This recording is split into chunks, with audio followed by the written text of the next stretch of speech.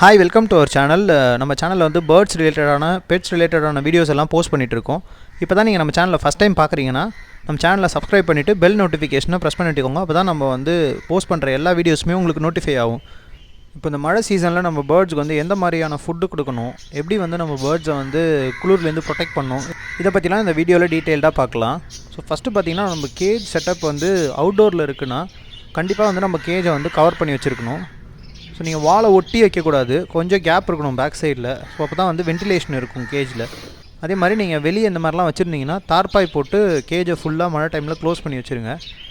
So இப்போ என்னோடது பார்த்திங்கன்னா சன்செட்டு கீழே இருக்குது, பேக் சைடில் ஓப்பனாக இருக்கும். நான் ஃப்ரண்ட்டு மட்டும் தார்பாய் போட்டு க்ளோஸ் பண்ணிவிடுவேன்.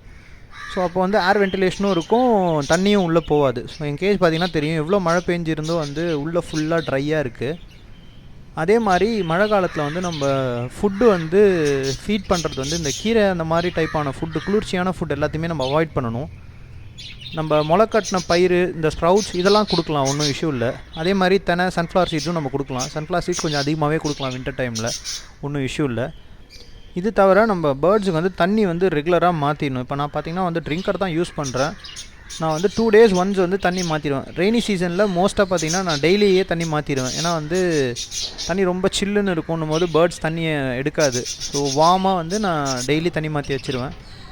அதே மாதிரி நம்ம பார்த்திங்கன்னா இப்போ பேர்ட்ஸுக்கு வந்து ஸ்ப்ரவுட்ஸ் தான் ஃபீட் பண்ணுறோம்.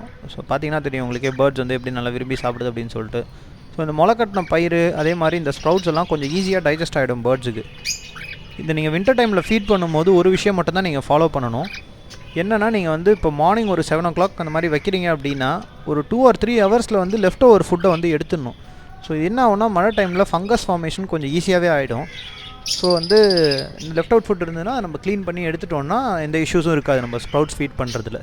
நம்ம மழை டைமில் ப்ராப்பரான ஃபுட்டு கொடுத்தானாலும் நமக்கு பேர்ட்ஸுக்கு எந்த டிசீஸுமே வராது. ஸோ என்னென்ன ஃபுட்டு வந்து நம்ம பேர்ட்ஸோட உடம்பை வார்மாக வச்சுக்குமோ அந்த ஃபுட்டை நம்ம ஃபோக்கஸ் பண்ணி கொடுக்கலாம்.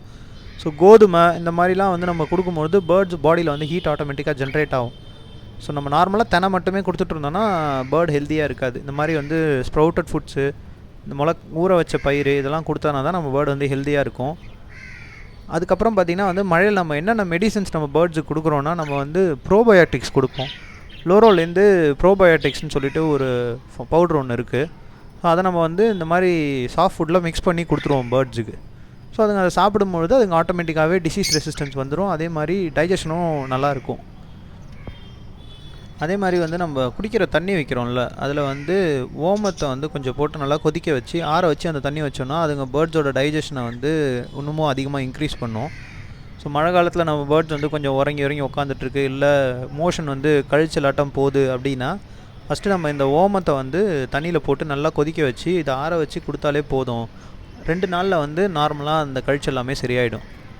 ஸோ வந்து பெருசாக எதுவும் மெடிசன்ஸ் எல்லாம் யூஸ் பண்ணணும்னு அவசியம் கிடையாது. இந்த மழையில் நம்ம ப்ராப்பரான ஃபுட்டு கொடுத்தாலே போதும். நல்ல ஃபுட்டு கொடுத்தனால நம்ம பேர்டு ஹெல்த்தியாகவே இருக்கும். அதே மாதிரி நம்ம கேஜோட பாட்டமை வந்து எப்போவுமே க்ளீனாக வச்சுக்கணும். பூப்ஸ் எல்லாம் அதிகமாக இல்லாமல் நம்ம வீக்லி ஒன்ஸ் ஸ்க்ராப் பண்ணி எடுத்துருவோம் எப்போவுமே. ஸோ மழை டைமில் இன்னும் கொஞ்சம் நல்லா க்ளீனாக வச்சுக்கணும். ஏன்னா பார்த்திங்கன்னா அந்த சாரல் கீரல் ஏதாவது பட்டுச்சுன்னா அதிலே வந்து பேர்டு நின்றுச்சுனாலும் இன்ஃபெக்ஷன் வரும் அந்த மோஷன்லேயே. சில பேர் வந்து கேஜ் ரொம்ப நாள் க்ளீன் பண்ணாமல் வச்சுருப்பாங்க. அந்த மாதிரி இருக்கக்கூடாது. வீக்லி ஒன்ஸ் கம்பல்சரி க்ளீன் பண்ணிடணும் கேஜ் ட்ரேஸ் எல்லாமே. ஸோ இந்த வீடியோ உங்களுக்கு யூஸ்ஃபுல்லாக இருக்கும்னு நினைக்கிறேன் ஃப்ரெண்ட்ஸ். இதை தவிர உங்களுக்கு வேறு ஏதாவது டவுட் இருந்துச்சுன்னா கீழே கமெண்ட்டில் சொல்லுங்கள். நம்ம ஃபர்தராக அதை பற்றின வீடியோஸ் மேக் பண்ணலாம். தேங்க்ஸ் ஃபார் வாட்சிங் friends. Have a nice day.